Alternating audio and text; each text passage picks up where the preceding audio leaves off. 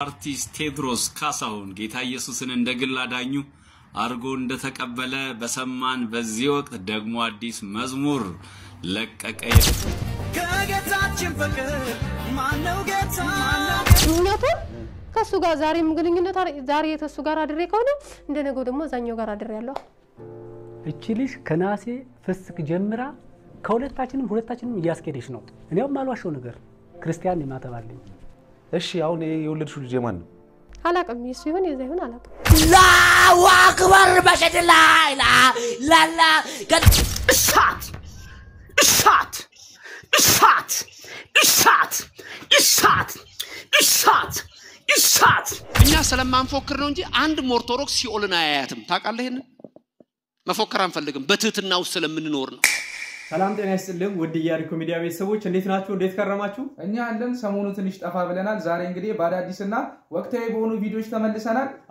በዛሬ ቪዲዮ እንግዲህ ቴዲ አፍሮ መዝሙር ለቋል። የሱን ቪዲዮ እናስመለከታችሁ ይሆናል። ከዛም በተጨማሪ በጎንደር እንግዲህ ተአምር እየተሰራ ይገኛል። ምንድነው ጎንደር ላይ የተካሄደ ያለውን የምናስቃኛችሁ ይሆናል።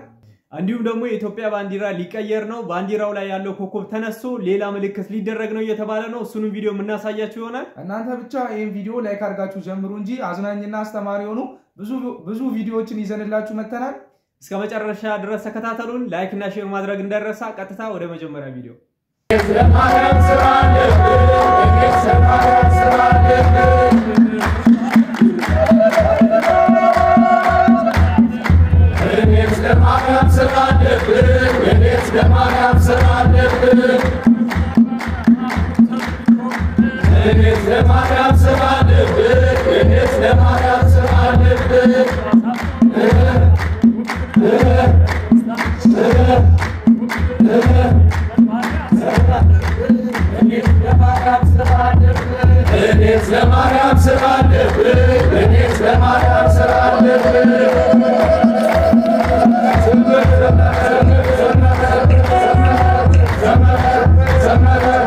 በጎንደር ደብረ መጥማቅ ቅድስት ማርያም ቤተክርስቲያን ታላቅ የሆነ ዓለም አቀፍ የገቢ ማሰባሰቢያ እየተካሄደ ይገኛል።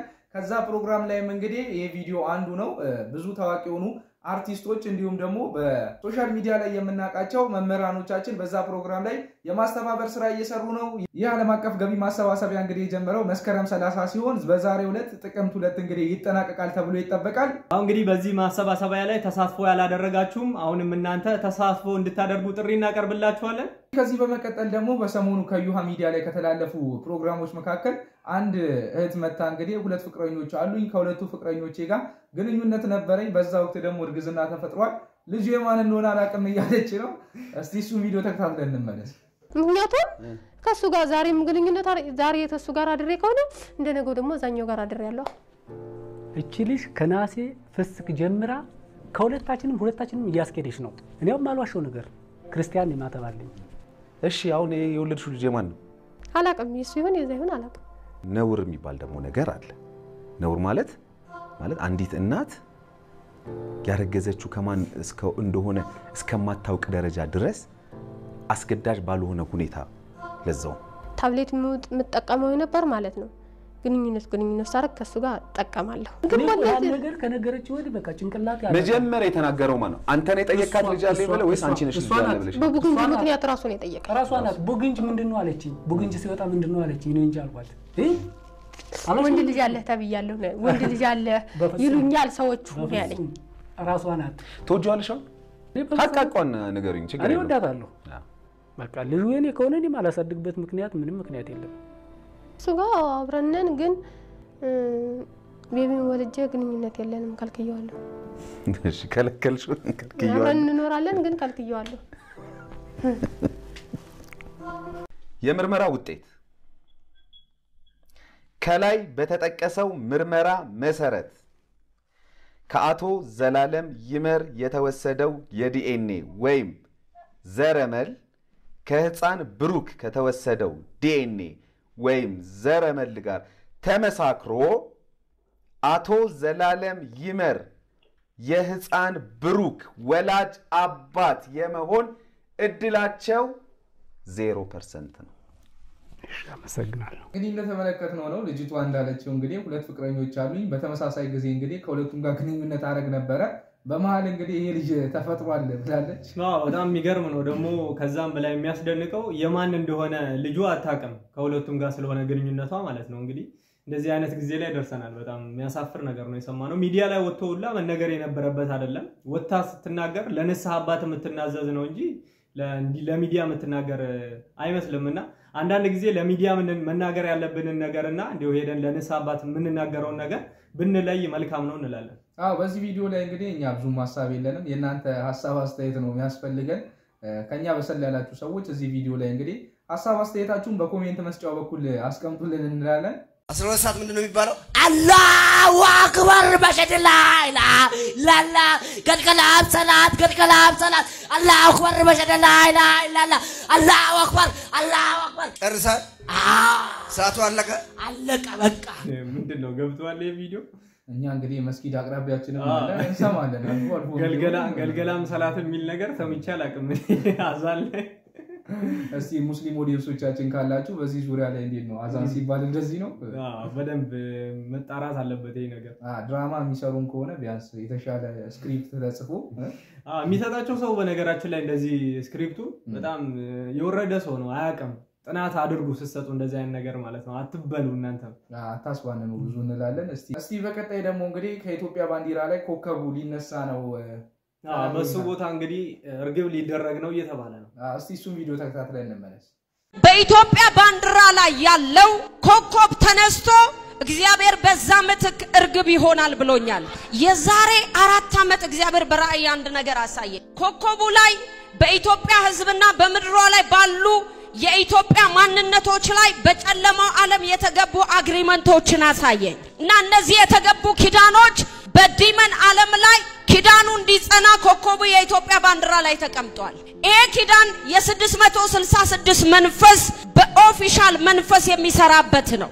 ልክ ይሄ ኮከብ ሲነሳ ኪዳኑ ይፈርሳል አለኝ እግዚአብሔር። እንግዲህ እንደተመለከታችሁት ነው አይ ቲንክ የባንዲራው ጉዳይ የምክክር ኮሚሽኑም እንግዲህ የተነጋገረበት ያለ ጉዳይ ነው። አይ ቲንክ እሷ መግለጫ ከወጣች በኋላ የሆነች መንገድ ሲያገኙ ለዛ ማሴጃ ነው እንግዲህ ከ4 ዓመት በፊት የተናገርኩት ትንቢት ብላ የመጣችው። ከ4 ዓመት በፊት ከነበረ ቀድማ ለምን አትናገርም? የምክክር ኮሚሽኑ ካወጣው በኋላ ነው እንዴ ይሄ ትንቢት ወደኛ የሚመጣው? ሜቢም ቪዲዮ ቆይቶ ሊሆን ይችላል ግን እርግብ ይሆናል የሚለው ነገር እንግዲህ ኢትዮጵያውያን ሐሳብ ነው። እስቲ ምክክር ኮሚሽኑ እንግዲህ ባንዲራው ላይ የሚያመጣው ለውጥ ካለ የምንመለከት ይሆናል። እስቲ ለማንኛውም እንግዲህ ይደርሳል ሲደርስ የምንመለከተው ይሆናል ሁሉንም ነገር። እናንተ ብቻ ይሄን ቻናል ሰብስክራይብ እያደረጋችሁ የኛ ቤተሰብ ሁኑ እንላለን። እስቲ ከዚህ በመቀጠል ደግሞ ቴዲ አፍሮ መዝሙር አውጥቷል እየተባለ ነው። ባለፈው ወደ ጴንጤ መጥቷል ጴንጤ ሆኗል እያሉ ነበር። አሁን ደግሞ ጭራሽ መዝሙሩን ይሄው ተጋበዙልን እያሉ ነው። እስኪ እሱን ቪዲዮ ተመልክተን እንመለስ። አድናቂዎቹና ተከታዮቹ ንጉሳችን የሚሉት አርቲስት ቴዎድሮስ ካሳሁን ጌታ ኢየሱስን እንደግል አዳኙ አርጎ እንደተቀበለ በሰማን በዚህ ወቅት ደግሞ አዲስ መዝሙር ለቀቀ የሚል ዜና ሰምተን መዝሙሩ እጃችን ገብቷል። እጅግ በጣም ያስደስታል። ወንጌል ያሸንፋል፣ ኢየሱስ ያድናል። ይሄ ቴዲ አፍሮ መዝሙር ነው። እንስማው። ከጌታችን ፍቅር ማነው ጌታ ስልጣን በእጁ ያዘ ሁሉን የሚረታ ከአምላካችን ማነው አምላክ በፍጥረት አንደበት የሚመለክ ስሙ የከበረ እጅግ የተፈራ በሰማይ በምድር ድንቅን የሚሰራ ስሙ የከበረ እጅግ የተፈራ በሰማይ በምድር ድንቅን የሚሰራ ማነው እስኪ እንግዲህ እንደተመለከታችሁት ነው። ይሄን ያህል ውሸት በእውነት በጣም የሚዘገንን ነገር ነው። እንግዲህ ይሄኛው መዝሙር የዘመረው ሰው በግልጽ የሚታወቅ ነው። ጥላሁን ጓ ይባላል። የወላይታ ልጅ ነው። ብዙዎችም የሚያውቁት ሰው ነውና እሱ ደግሞ የሱን ድምጽ አምጥቶ እንግዲህ ቴዲ አፍሮ ነው እያለን ይገኛል። እንግዲህ ባለፈውም ይህ ሰው ነው እንግዲህ ቴዲ አፍሮ ጌታን ተቀብሏል እያለ የነበረው። እንግዲህ የቲክቶክ አካውንት አለው፣ በራሱ የቲክቶክ አካውንት ነው እንደዚህ አይነት ሐሰተኛ መረጃዎችን የሚያስተላልፈው። በጣም የሚያስገርም ነገር ነው። እንግዲህ በዚህ እድሜ ይሄን ያህል ግልጽ የወጣ ውሸት መዋሸት በእውነት የማይጠበቅ ትልቅ ሰው ነው። ከሱ አይጠበቅምና በእውነት ታረም እንለዋለን። ቴዲ አፍሮ እምነቱንም አልቀየረም፣ መዝሙርም አላወጣም። እንደው ዝም ብለው ነው እናንተን እያሉ ያሉት። ወንጌል መስበክም ከሆነ እንግዲህ በእውነተኛ መንገድ ቢሆን አሪፍ ነው እንላለን ከዛ በተጨማሪ እንግዲህ አላስፈላጊ የሆኑ ውሸቶችን እያመጡ እንግዲህ በሚዲያው ላይ ማሰራጨት አግባብ አይደለም እንላለን በእውነት የነሱን ቤተ እምነት ለማስደሰት ተብሎ ብቻ እንደው ሐሰተኛ መረጃዎችን እያመጡ ጌታን ተቀብሏል ማለቱ በእውነት ተገቢ አይደለም ብለን እናስባለን እስቲ ወደ ቀጣይ ቪዲዮ እንሂድ እሳት እሳት እሳት እሳት እሳት እሳት እሳት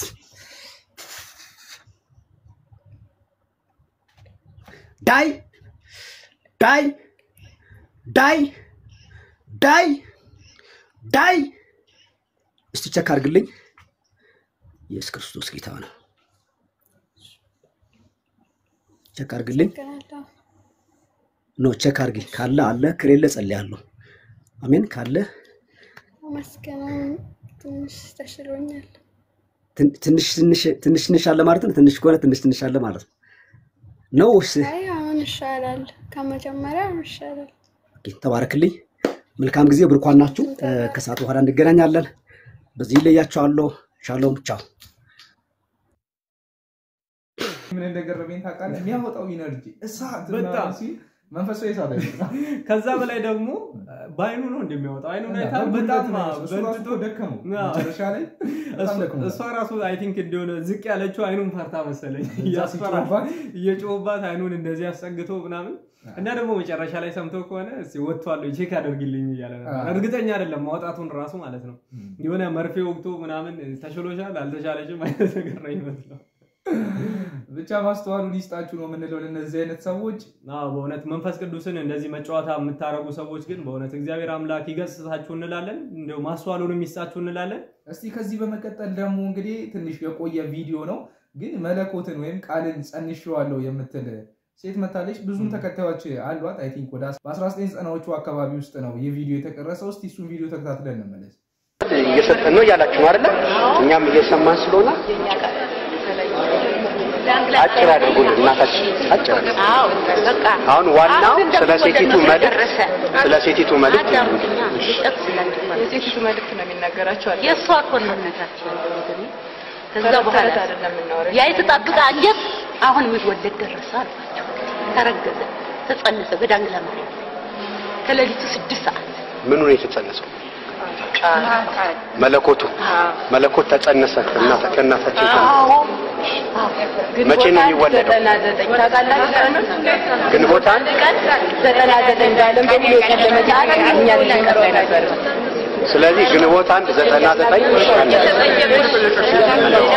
ቆይ ግልጽ እሱ ቁጭ ነው ግንቦት 1 ቀን 99 ዓመተ ምህረት መለኮት ከሴቲቱ ተጸነሰ እስካሁን አልተወለደም ተወልዷል በዙሪያ መጠየቅ ድረሱበት አይ እኛ ገና አቅመ ደካሞች ነን ከናንተ እኮ ልንረዳ ወረጅና ተወለደ ወይስ አልተወለደም ብላችሁ እሱ የናንተ ጥያቄ መቼም ከተጸነሰ አይደለም እናንተ አሁን እኛ እንድንድን ነው አይደል የምትፈልጉት እንድንድን ሁላችሁ ትፈልጋላችሁ እናንተ ያወቀውን እንናገራለን አላለም መጽሐፍ ያየነውን መሰክራለን የሰማነውን እንናገራለን ብሏል ግንቦት 1 ቀን 99 ዓመተ ምህረት የተጸነሰው መልቃል መለኮት ተወልዷል ወይስ መቼ ነው የሚወለደው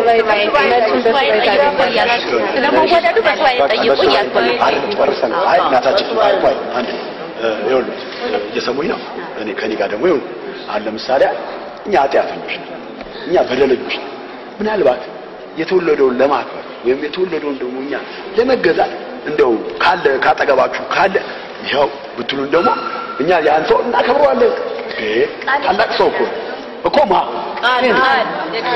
እኮ ቃሉ የታለ እኮ ወይ እንደማመጣ እየተደማመጥን አይደል እናታችን አሁን ከመካከላችሁ አንድ ሰው አለ እኔ ትንሽ ልጅ ከእግዚአብሔር መንፈስ ይወረደ እየተባለ ሲነገር ነበር ቀድም ማለት ጉባኤ ሲመራ 12 ዓመታቸው እኛ ምናወራ 99 ነው እያወራንዳቸው አስተውሏ 12 ዓመታቸው ስለዚህ የተወለደውን ካለበትም ቦታ የተወለደውን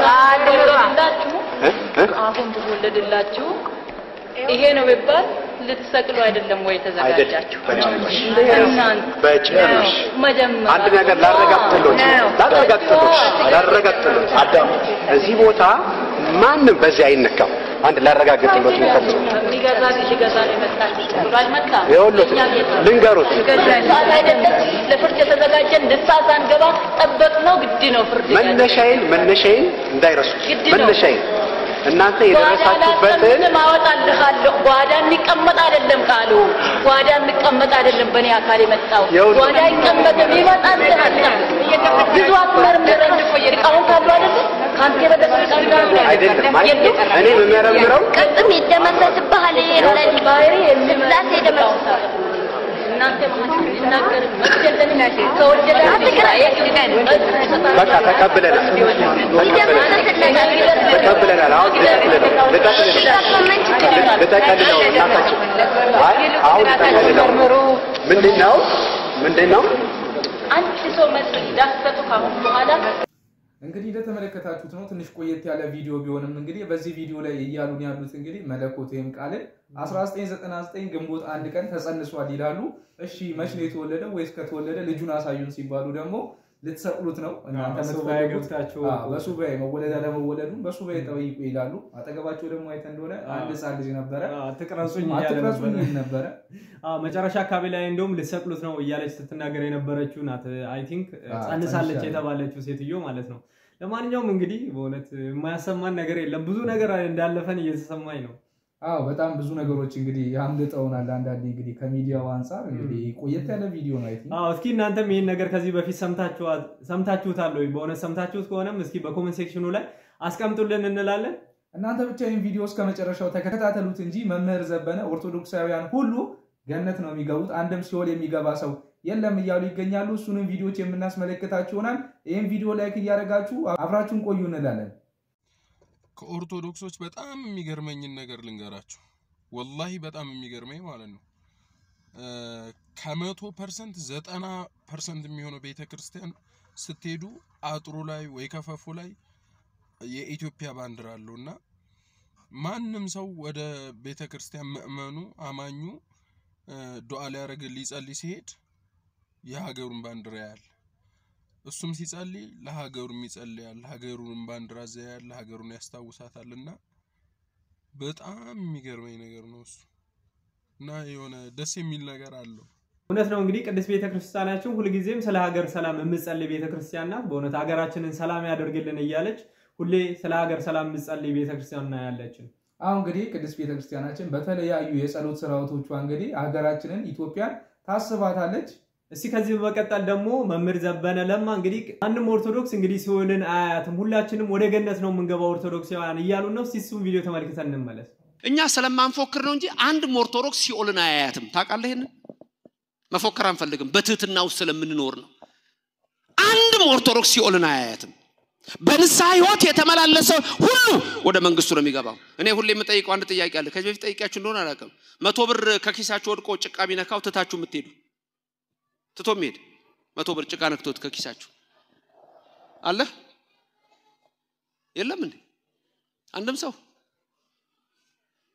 ምን ነው ትታችሁ አትሄዱ ሀብታሞች ትተው አይሄዱ ጭራሽ ሀብታም አንተ ነው ደሃውና አንተ ነው ጭራሽ ትተምትሄደው ሀብታም አንተ ትታትሄድም አንተ ሀብታም እየሰማኝ ከሆነ 5 ሳንቲም ያለያዘ ሀብታም አይሆንም ይላል ሲራክ 5 ሳንቲም ያለያዘ ሀብታም ያ ማለት ክርስቲያኖች ሀብት ኃጢአት አይደለም